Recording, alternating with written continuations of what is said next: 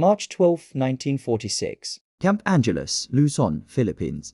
The afternoon sun filters through monsoon clouds, casting irregular shadows across the converted agricultural warehouse that now serves as a detention facility for Japanese civilian internees. Inside the women's section, 43 Japanese women nurses, telegraph operators, and administrative staff who had served the imperial forces sit in absolute silence on woven mats, their backs rigid against wooden support beams. The PM inspection has just concluded when an American guard, Private First Class Tommy Morrison from Detroit, carries in a Zenith transoceanic portable radio, its chrome grille gleaming despite the tropical humidity. He sets it on an ammunition crate, extends the antenna, and turns the dial. Static crackles, then clears.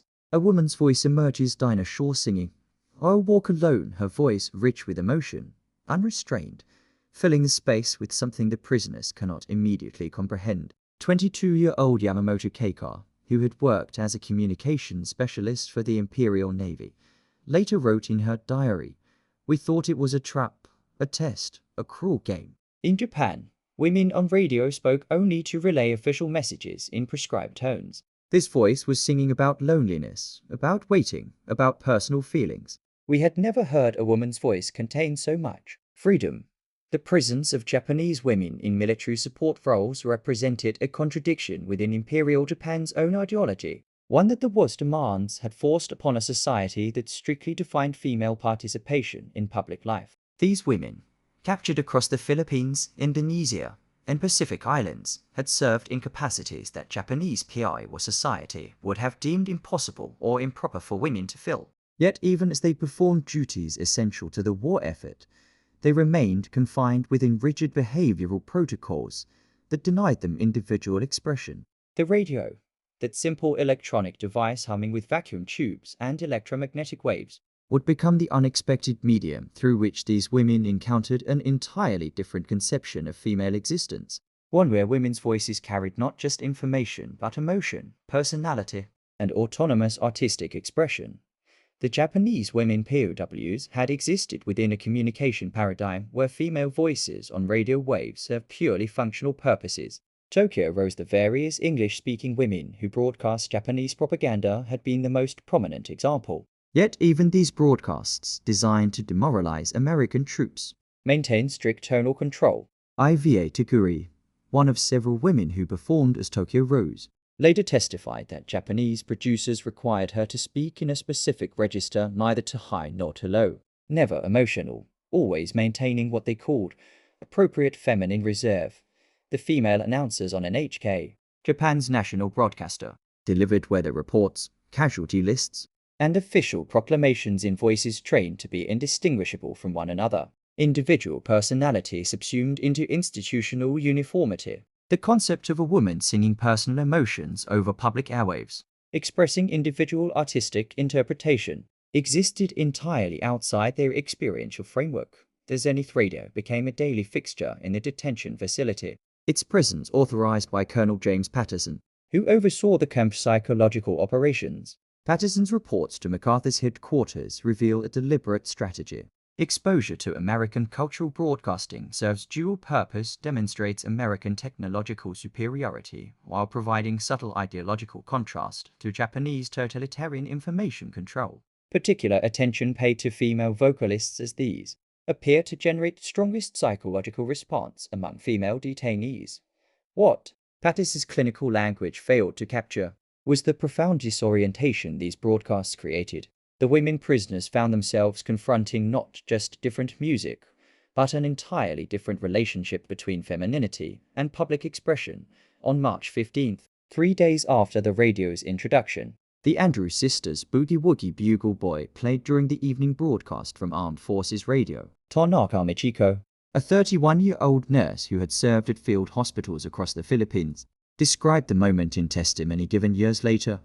3 women singing together, but not in the synchronized unity we knew from Japanese work songs. Each voice was distinct, playful, sometimes even competing with the others. They sang about a soldier, but the song wasn't glorifying death for the emperor. It was joyful, sexual, humorous. We didn't have categories for what we were hearing, the harmonic complexity of the Andrews Sisters. Their vocal arrangements that celebrated individual distinction within collective harmony represented a musical metaphor for democratic pluralism that the Japanese women could hear but not yet fully comprehend. The radio broadcasts followed a predictable schedule. Every morning at 0600, Armed Forces Radio Philippines began with news, followed by music programs that featured a rotation of female vocalists: Dinah Shore, Joe Stafford, Peggy Lee, Ella Fitzgerald. The afternoon brought variety shows where women like Betty Hutton and Frances Lamford performed comedy sketches alongside songs. Evening programming often featured Your Hit Parade, where female and male vocalists shared equal billing.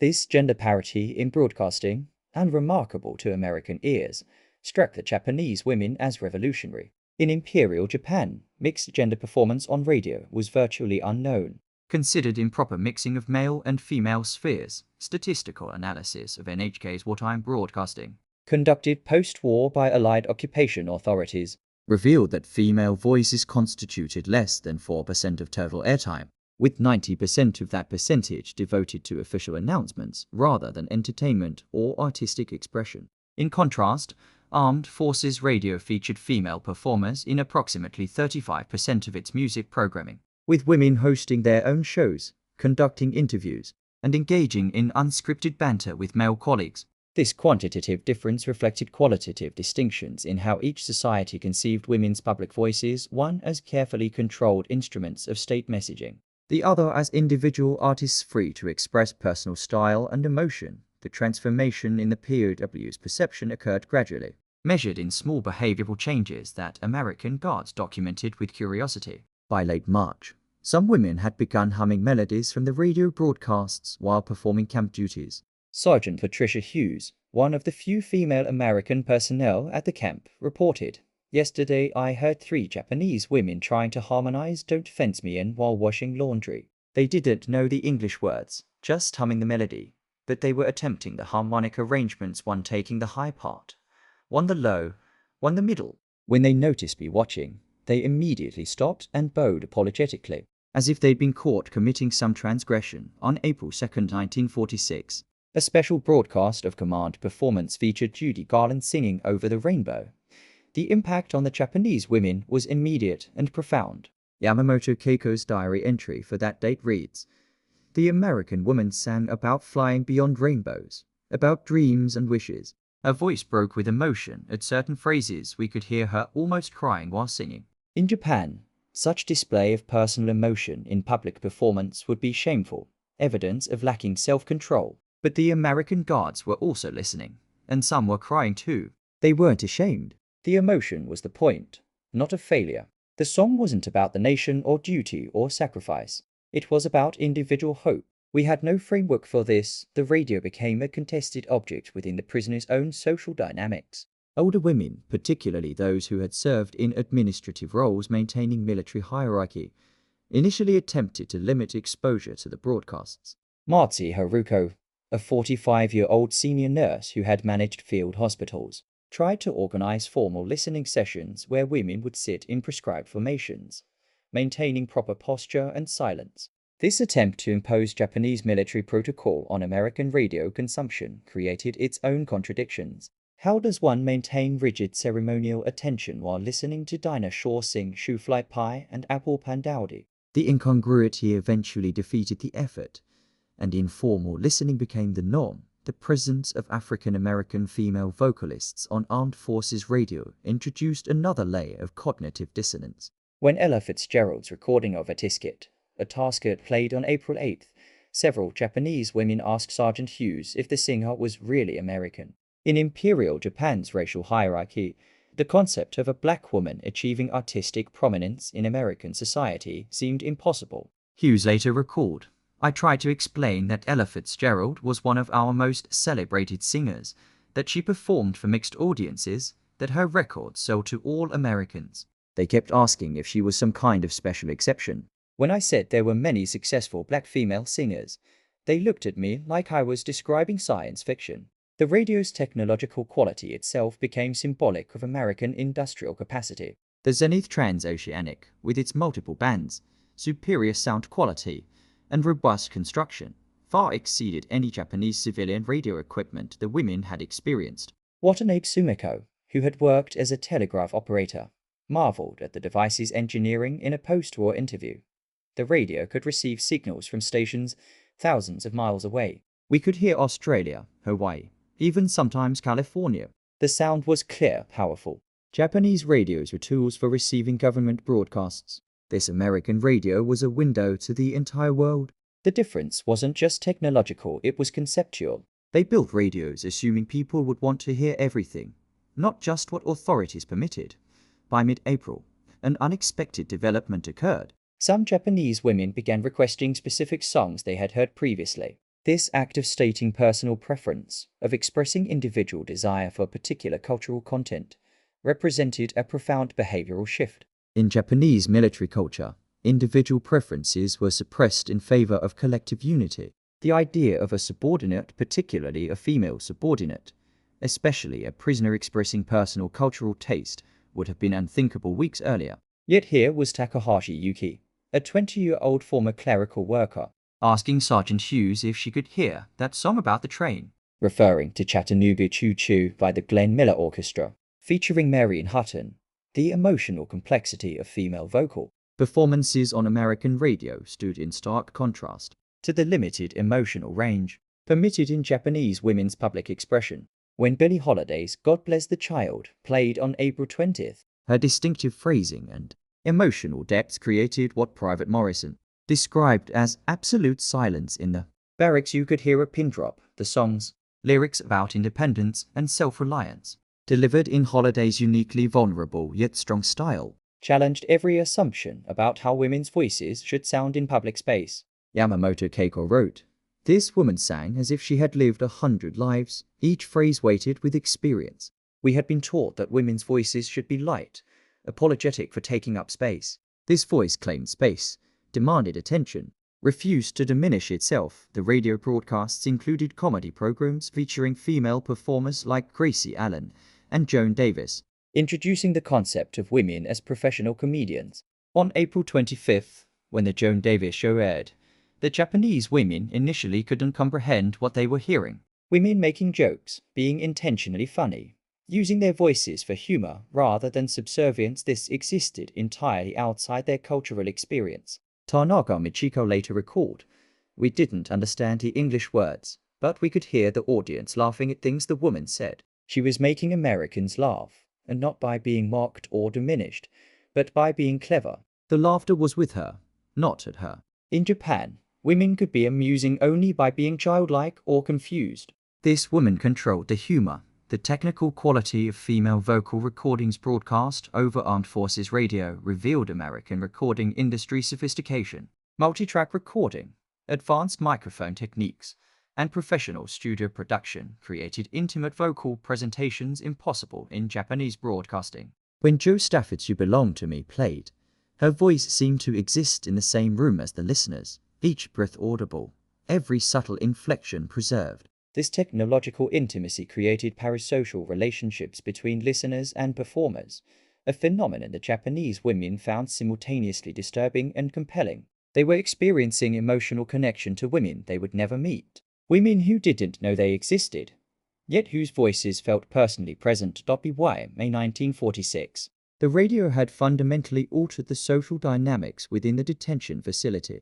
Women formed informal listening groups based on musical preferences, rather than military rank or regional origin. Some gravitated toward big band vocals, others toward intimate ballads. These preference-based social formations represented a new kind of voluntary association, organized around individual taste rather than hierarchical obligation. The guards noted that conflicts decreased, depression appeared to lift among many prisoners, and requests for medical attention for psychosomatic complaints declined by 40%. The influence of radio exposure extended to the Japanese women's own vocal expression. Sergeant Hughes reported a gradual but noticeable change in how the prisoners spoke. Even in Japanese, their voices became more modulated, more individual. Before, they all spoke in this same high, soft register, like they were all imitating the same template. After 2 months of radio exposure, you could distinguish personalities in their voices. Some spoke loud, some maintained the high register, but with more variation. It was like watching people discover they had their own voices on May 8, 1946, the one-year anniversary of V-Day. Armed Forces Radio broadcast a special program featuring female performers who had entertained troops during the war. Marlene Dietrich's recording of Lili Marlene, the song beloved by soldiers on both sides of the European conflict, created an unexpected moment of international recognition. Several Japanese women recognized the melody, as Japanese troops had their own version of the song. Hearing Dietrich's throaty, world-weary interpretation, so different from the Japanese military version, illustrated how the same song could carry entirely different emotional meanings depending on who controlled the voice. Singing it, the radio's presence revealed class distinctions among the Japanese women that military service had temporarily suppressed. Women from urban backgrounds often had limited exposure to Western music before the war and adapted more quickly to American popular music styles. Rural women, whose musical experience was limited to traditional folk songs and military anthems, found the American broadcasts more disorienting. Yet it was often these rural women who seemed most transformed by exposure to female artistic expression. Kobayashi Hana, a farmer's daughter from Kyushu who had served as a military laundress, told American investigators, "In my village, women sang only during harvest, and only traditional songs passed down for generations. The idea that a woman could create her own way of singing, that her individual voice mattered, this thought had never existed in my mind before." The psychological impact of female radio voices extended beyond entertainment to news programming. When female journalists like Betty Wason delivered news reports from Tokyo about the occupation and rebuilding efforts, Japanese women prisoners confronted another impossibility: women as authoritative sources of public information.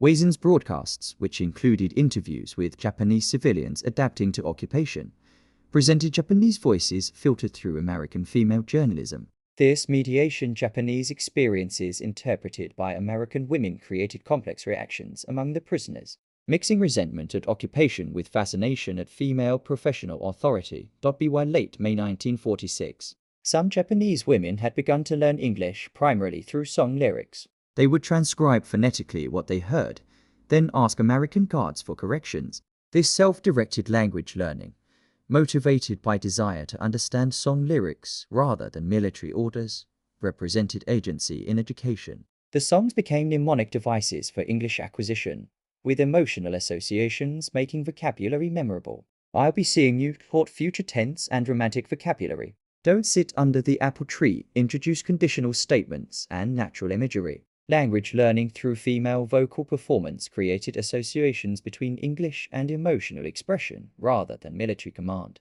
The Zenith radio's battery began to weaken by June 1946, causing distortion in reception. The Japanese women's response revealed how central the device had become to their daily existence. They poured their meager possessions, cigarette rations, sewing repairs, handicrafts made from scrap materials to trade with guards for battery replacements. This collective action to maintain access to American female voices demonstrated prioritization of cultural exposure over material comfort. When new batteries were installed on June 10th, witnesses reported seeing several women cry with relief as Dinah Shore's voice returned to full clarity. The radio broadcasts included advertisements aimed at American servicemen but heard by Japanese women prisoners. These commercials, often featuring female voices promoting consumer products, introduced concepts of female consumer agency. Women's voices selling washing machines, cosmetics, and household goods implied women's economic decision-making power.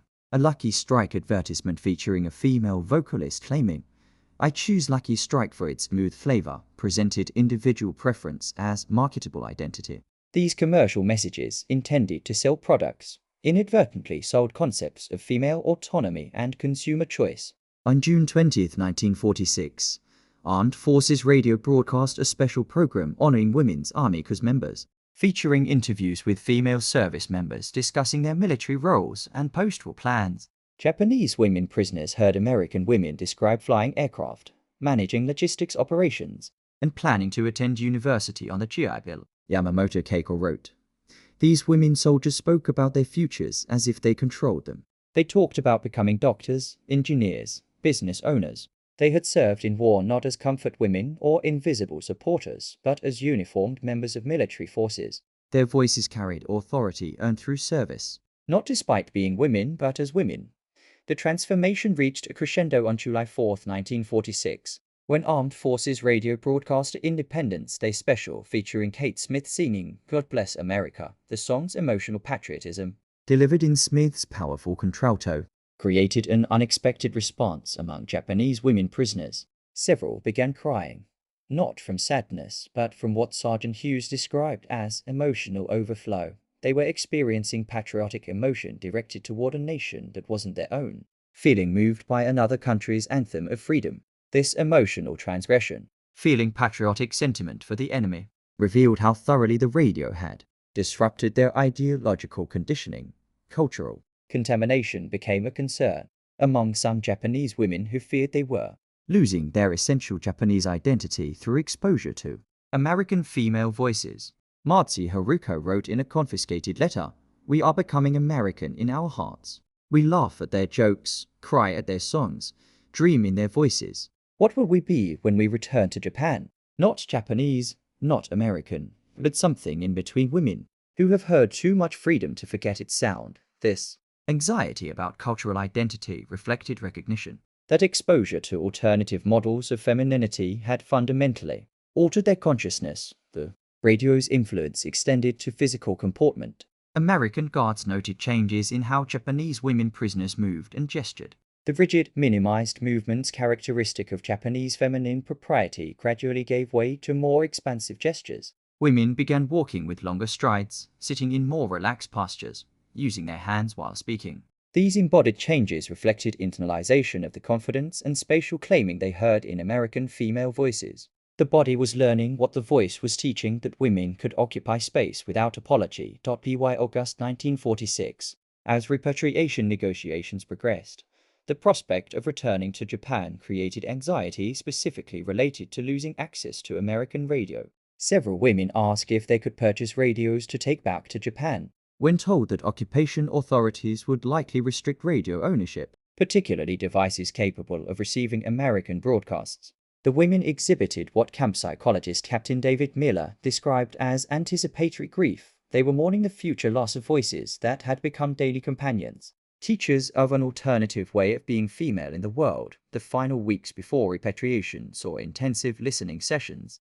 as if the women were trying to memorize the sounds they would soon lose. They would sit close to the radio, eyes closed, absorbing every nuance of Peggy Lee's phrasing, every emotional break in Billie Holiday's voice, every playful note in the Andrews Sisters' harmonies. These voices had become more than entertainment. They were sonic evidence that different ways of female existence were possible. The women were archiving in memory what they couldn't preserve in physical form. On September 3, 1946, the day before the first group's departure for Japan, Armed Forces Radio coincidentally played "I'll Be Seeing You" by Dinah Shore. The song's lyrics about memory and reunion took on poignant meaning for women about to leave the voices that had transformed them. Yamamoto Keiko's final diary entry from the camp reads, "Tomorrow we return to Japan, to silence, to proper voices saying proper things. But we carry these American women's voices inside us now." Late at night, when no one can hear, we will remember how Dinah Shore made loneliness beautiful, how Ella Fitzgerald made joy complex, how Billie Holiday made pain profound. They taught us that women's voices can carry the full range of human experience, not just the narrow band we were assigned. The repatriation ship departed Luzon on September 4, 1946. As the vessel moved beyond radio reception range, the Japanese women gradually lost the signal from Armed Forces Radio. Witnesses reported women standing on deck, facing the direction of the Philippines long after land had disappeared, as if they could still hear the voices that had opened unexpected windows in their consciousness.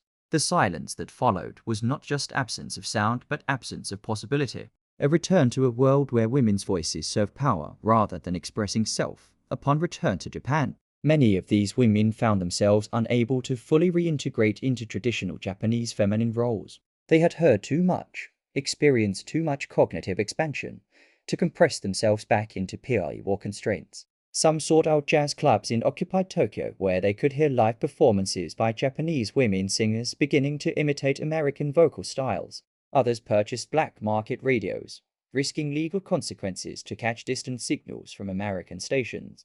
They formed informal networks, sharing memories of songs, trying to reconstruct lyrics, humming melodies that had become part of their consciousness, The long-term impact of radio exposure on these Japanese women POWs extended beyond individual transformation. Many became advocates for women's rights in post-war Japan, drawing on their experience of hearing female authority and artistic expression. They knew change was possible because they had heard it, absorbed it through voices that claimed space, expressed emotion, demanded attention. The Zenith radio had been more than an entertainment device, it had been a transmission system for alternative consciousness, broadcasting possibility into minds that had been formatted for limitation.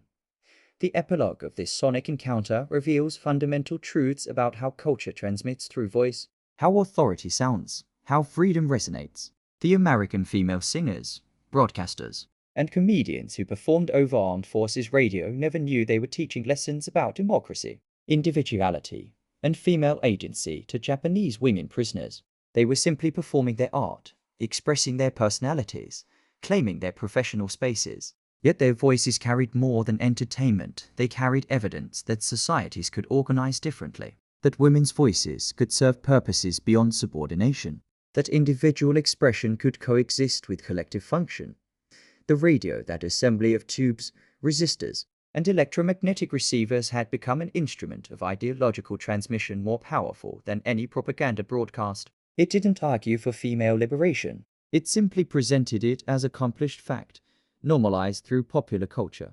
Every song by a female vocalist, every comedy routine by a female performer, every news report by a female journalist accumulated into an alternative architecture of possibility. The Japanese women POWs hadn't been convinced by argument, but seduced by art. Not converted by logic, but transformed by listening to women who sang as if they were free. Today, when we consider how cultures change, how consciousness expands, how oppressed populations imagine alternatives to their oppression, the story of Japanese women POWs and the Zenith radio offers profound insights. Change often comes not through direct confrontation, but through peripheral exposure, not through political mandate, but through cultural contagion. The female voices broadcasting from Armed Forces Radio Philippines were not trying to revolutionize Japanese women's consciousness, they were simply being themselves, professionally and artistically, in a society that permitted such expression. Yet their voices, carried on radio waves across cultural boundaries,